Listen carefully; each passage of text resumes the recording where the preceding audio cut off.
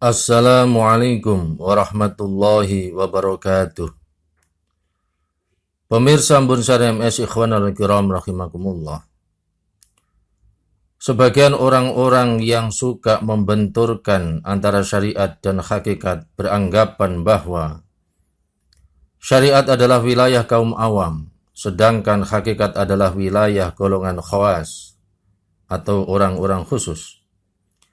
Mereka mendasarkan pemisahan antara syariat dan hakikat tersebut kepada kisah Nabi Musa alaihissalam dan Nabi Khidir alaihissalam yang telah disebutkan oleh Allah Subhanahu wa taala dalam surat Al-Kahfi. Yang mana dalam kisah itu Nabi Musa menurut mereka melihat dengan pandangan syariat. Beliau mengingkari tindakan Nabi Khidir melubangi perahu, membunuh anak kecil yang tak berdosa, dan menegakkan dinding milik kaum yang tidak berhak mendapat penghormatan dan pertolongan. Sementara Nabi Khidir melihat dengan pandangan hakikat. Karena itu, beliau menjelaskan kepada Nabi Musa tentang rahasia dan hikmah di balik setiap tindakan yang telah dilakukannya itu. Nabi Musa pun akhirnya menerimanya.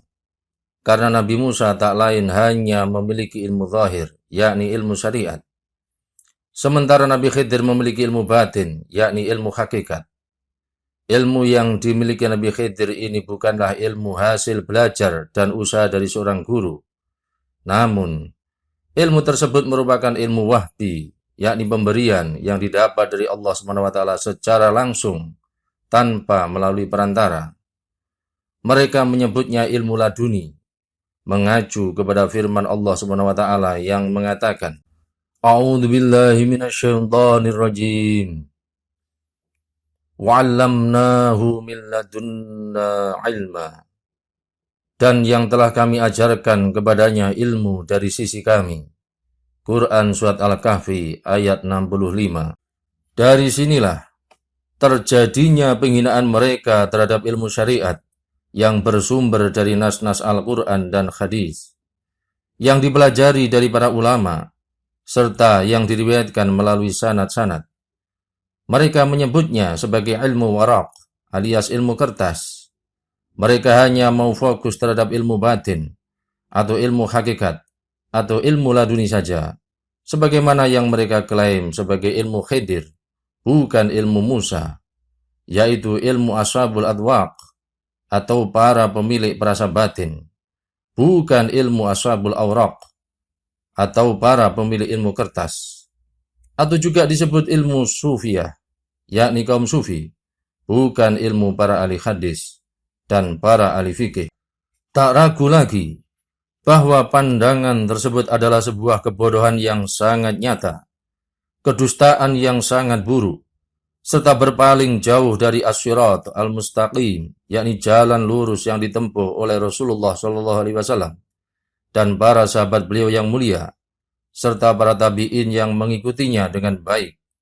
Bahkan, merupakan jalan yang ditempuh oleh para imam tasawuf generasi pertama itu sendiri. Mereka juga menyebut pemilik ilmu syariat sebagai alim, yakni ahli ilmu, sementara pemilik kasyaf sebagai arif, yakni ahli makrifat. Sebenarnya tidaklah masalah terkait soal istilah saja, karena setiap golongan boleh membuat istilah menurut pemahaman mereka masing-masing, asalkan maksudnya jelas dan pengertiannya terukur.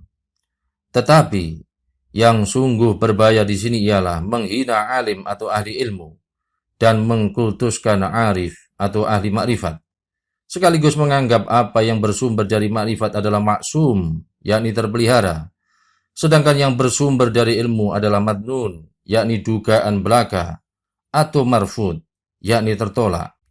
Karena itu, agar setiap muslim tidak tertipu terhadap kisah Nabi Musa alaihissalam dan Nabi Khidir alaihissalam, maka penting sekali kita menyimak sebuah penjelasan dari Imam Asy-Syatibi rahimallah yang menegaskan sebagai berikut.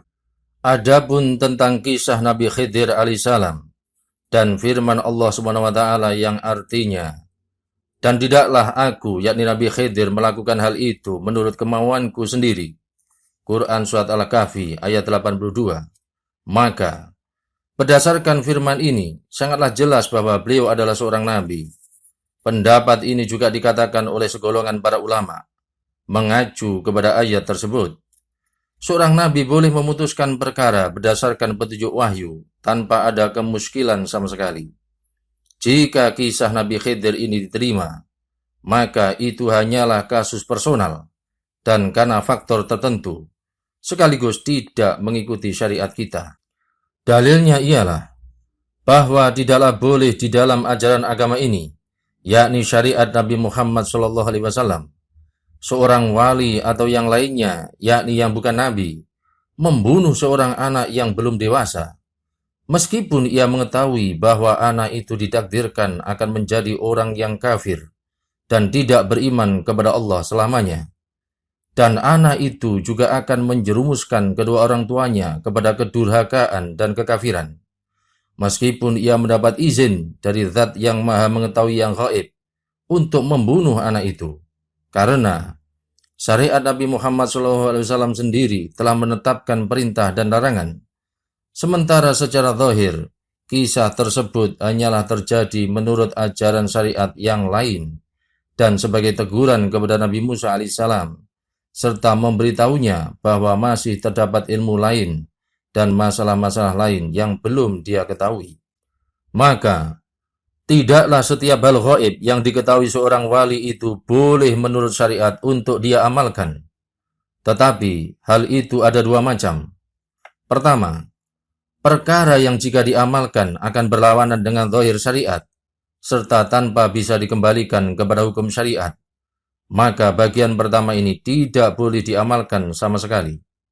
Kedua, perkara yang jika diamalkan tidak berlawanan dengan zahir syariat, atau ketika tampak berlawanan masih dapat dikembalikan kepada hukum syariat melalui analisa yang sahih, maka bagian kedua ini boleh diamalkan. Demikian ini penjelasan penting dari Imam Asy-Syatibi rahimahullah. Ikutilah kelanjutan pembahasan masalah ini pada tayangan video berikutnya, insya Allah. Semoga tayangan ini membawa manfaat dan keberkahan bagi kita semua di dunia dan akhirat. Rabbana taqabbal minna innaka antas sami'ul alim wa tub alaina innaka antat tawwabur rahim. Allahumma inna nas'aluka ilman nafi'a wa rizqan thayyiban wasi'a wa amalan mutaqabbala wa shifaa'an min kulli da'. Amin ya rabbal alamin. Wallahu ta'ala a'lam bis-shawab. Wassalamu alaikum warahmatullahi wabarakatuh.